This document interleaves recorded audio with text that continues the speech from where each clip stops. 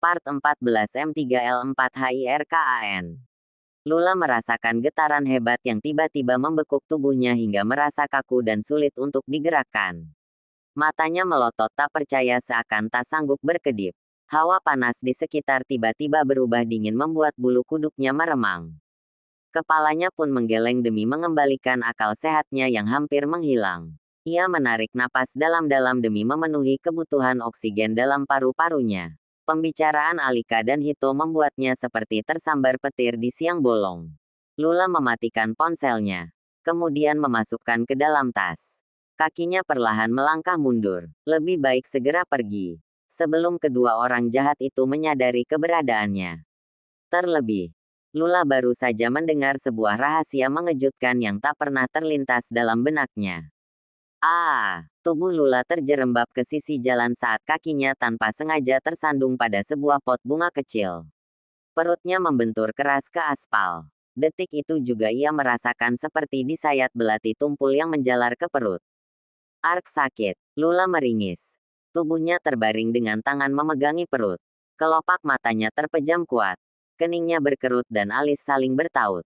Beberapa orang yang berada di sekitar berkerumun. Ada yang terlihat panik. Ada pula yang menatap iba.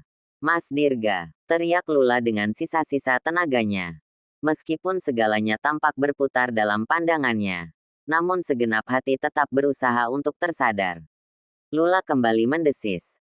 Rasa sakit itu semakin menjalar tatkala merasakan sesuatu mengalir dari bagian bawah tubuhnya. Seorang wanita parubaya memangku kepalanya dan mendadak ikut memucat melihat cairan merah yang mengalir. "Kamu berdarah, Nak." Ia menatap dengan memelas kepada orang-orang yang berkerumun. Seolah mereka semua tak tahu harus berbuat apa. Sementara wanita itu terus mengusap wajah Lula demi tetap tersadar.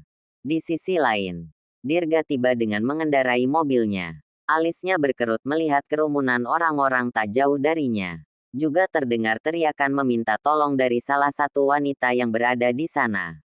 Ia melirik tempat di mana tadi meninggalkan Lula. Istrinya tak nampak di sana. Hanya ada troli belanjaan yang ditinggal begitu saja. Lula kemana? Kenapa troli belanjaannya ditinggal? Pandangannya berkeliling, namun tetap tak menemukan. Apa dia ke toilet? Perhatiannya kembali tertuju pada kerumunan. Melalui celah dari tubuh orang-orang itu, ia dapat melihat seorang wanita terbaring dengan pakaian biru navy, yang membuat matanya berair detik itu juga. "Lula!" Dirga berteriak, membuka pintu mobil dan berlari kencang. Menerobos kerumunan hingga beberapa orang tampak saling mendorong demi memberinya jalan. "Lula!" Dirga meraih tubuh lemah itu, memeluknya dalam ketakutan bercampur panik. "Kamu kenapa? Apa yang terjadi?" "Mamas, perutku sakit sekali," lirih Lula dengan suara yang terdengar tak bertenaga. "Dirga, kamu," pekik wanita yang tadi memangku Lula. Matanya terbelalak heran menatap Dirga yang memeluk wanita hamil itu. "Mama." Dirga mematung. Ketakutan membuatnya tak dapat berpikir jernih. Ia hanya dapat memeluk tubuh lemah istrinya. Ia seketika tersadar dari rasa panik yang membekuk akal sehatnya. Melirik Mama Diana yang masih terduduk di hadapannya. Tak peduli lagi jika sang mama akan marah ataupun menolak anak dan istrinya. Yang dipikirkan Dirga saat ini hanyalah keselamatan Lula dan anaknya. "Mama, kita harus bawa Lula ke rumah sakit." "Iya. Cepat. Kamu gendong dia ke mobil." Melihat kepanikan yang tersirat di wajah putranya, wanita parubaya itu pun sudah mampu mengira-ngira dalam hati, meskipun tak berani memastikan. Sebab Dirga tak pernah sepeduli ini terhadap orang asing sebelumnya. "Mama ikut ya?" "Iya, Mah." Mama Diana segera bangkit dan berlari menuju mobil diikuti Dirga yang menggendong istrinya dengan setengah berlari. Wanita parubaya itu duduk di kursi belakang agar dapat memangku Lula. Mobil pun melaju kencang menerobos jalan yang cukup ramai. Seolah tak peduli apapun lagi, Dirga menyalip setiap kendaraan di depannya. Sementara Mama Diana terdiam, matanya berair melihat kepanikan Dirga yang mengemudi dengan kecepatan di atas rata-rata. Pelan-pelan sedikit. "Dirga, tenanglah, Nak," ucap wanita itu mengingatkan putranya. Membuat Dirga menarik napas dalam. Mencoba menenangkan diri, ia pun mengurangi kecepatan. Iya. Maaf. Mama Diana mengangguk. Kemudian menatap Lula yang mulai kehilangan kesadarannya. Ia belai rambut wanita itu. Siapa wanita ini? Dirga. Mendapat pertanyaan itu, Dirga terdiam beberapa saat. Menarik napas dalam sebelum menjawab. Lula. Dia istriku. Mama Diana belum sanggup mengucapkan sepatah kata pun sejak 5 menit lalu. Akal sehatnya seakan belum mampu menerima sesuatu yang baru didapatinya secara tak sengaja.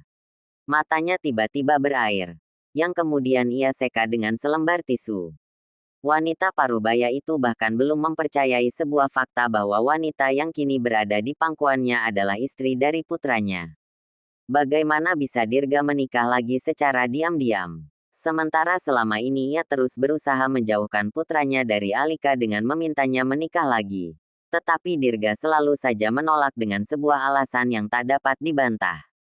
Istri kamu, tapi bagaimana bisa kamu menikah lagi tanpa memberitahu mama? Tak ingin kehilangan konsentrasinya, Dirga memilih diam. Yang terpenting sekarang adalah keselamatan Lula dan bayinya. Ceritanya panjang. Aku janji akan cerita nanti. Ucapan Dirga berhasil membungkam Mama Diana. Ia hanya dapat memandangi wajah dan tubuh wanita yang masih mengerang kesakitan itu. Mengusap puncak kepalanya pelan. Wajah pucat itu membuat Mama Diana dibelenggu kekhawatiran. Asteris. Begitu tiba di rumah sakit, Lula langsung mendapat penanganan dari petugas medis. Tampak beberapa perawat wanita menangani dan melakukan beberapa upaya agar Lula tetap tersadar. Sementara Dirga tak beranjak sedikit pun dari sisinya. Sementara Mama Diana menunggu di depan ruangan. Erangan demi erangan terdengar ketika rasa sakit itu semakin menjalar. Lula mencengkram kuat lengan suaminya demi melepas rasa sakit. Matanya berkerut, juga kening dan alisnya. Dirga pun merasakan ketakutan yang teramat besar. Tak pernah sebelumnya ia sepanik ini. Melihat Lula yang tengah berjuang antara hidup dan mati membuat jantungnya seakan berhenti berdetak saat itu juga. Mas, aku tidak kuat lagi. Rintih Lula yang kini terbaring di ruang persalinan. Jarum infus sudah menancap di pergelangan tangan kirinya. Beberapa perawat wanita juga tampak mendampingi. Mereka masih menunggu kehadiran seorang dokter ahli kandungan yang masih menangani pasien di ruangan lain. Maafkan aku, sayang. Hanya kalimat itu yang beberapa kali dibisikkan Dirga ke telinga Lula. Sesekali menyeka peluh yang membasahi wajah dan leher istrinya. Dirga membuang sisa tisu ke tempat sampah. Lalu menggenggam tangan istrinya erat sambil membenamkan kecupan di kening. Kamu harus kuat. Kamu pasti bisa. Maafkan aku. Lula menjatuhkan setitik air matanya. Meskipun tengah dalam keadaan menahan rasa sakit. Namun bentuk kepedulian suaminya membuat perasaannya menghangat. Rasa cinta yang kuat mengalir melalui sentuhan dan bahasa tubuh Dirga dan Lula dapat melihat itu. Jangan tinggalkan aku, Mas. Lirih Lula membuat Dirga memeluknya. Tidak akan. Aku akan tetap di sini menemani kamu. Sini. Aku usap punggungnya. Ya. Dirga mengusap punggung sang istri. Entah akan membantu atau tidak. Tetapi perawat sempat menyarankan tadi. Tak lama berselang, dokter pun tiba. Tak dipungkiri kehadiran dokter membuat Dirga sedikit lega. Ia menatapnya penuh harap. Alan, cepat tolong istriku. Dia sedang kesakitan, pinta Dirga dengan tatapan memelas. Tenang dulu. Jangan panik, ucap sang dokter santai sambil membaca sebuah kertas berisikan hasil pemeriksaan Lula. Sudah bukaan berapa, Sus? Tanya sang dokter kepada perawat.